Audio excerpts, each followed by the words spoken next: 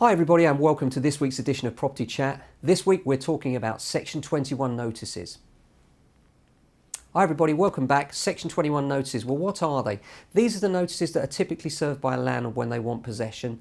They're what we call no fault notices. That means that the landlord wants the property back, doesn't have to give a reason. And these notices have been a valuable protection for landlords over many years since the 1988 Housing Act. Now, taking this away is yet another step towards scaring landlords of investing in or having confidence in the marketplace.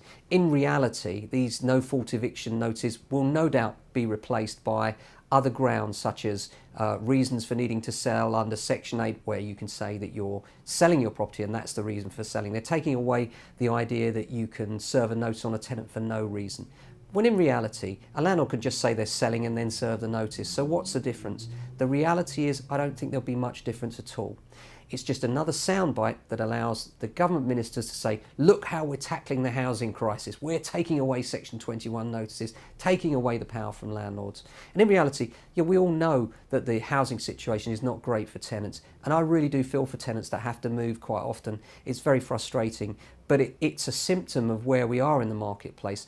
And by penalising landlords under Section 24, making them pay more tax, and by removing Section 21 notices, what you're actually doing is decreasing confidence in the sector from investors. If you have less investors, you have less supply. If you have less supply, rents will rise, and that's not helpful for tenants. So for me, joined up thinking is not there with this government. The Section 21 removal does nothing to help the market. It doesn't help tenants because landlords will still be able to serve notice in almost any circumstance from what I can see so far. We've yet to see the meat on the bones with the legislation, but when we do, we'll come back with more information.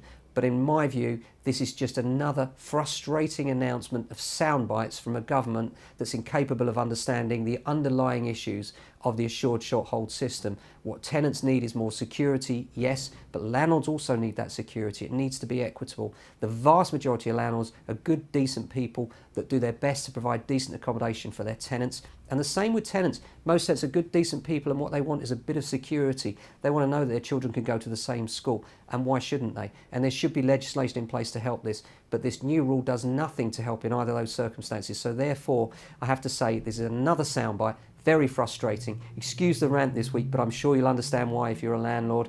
And next week we'll come back and talk about some broader issues.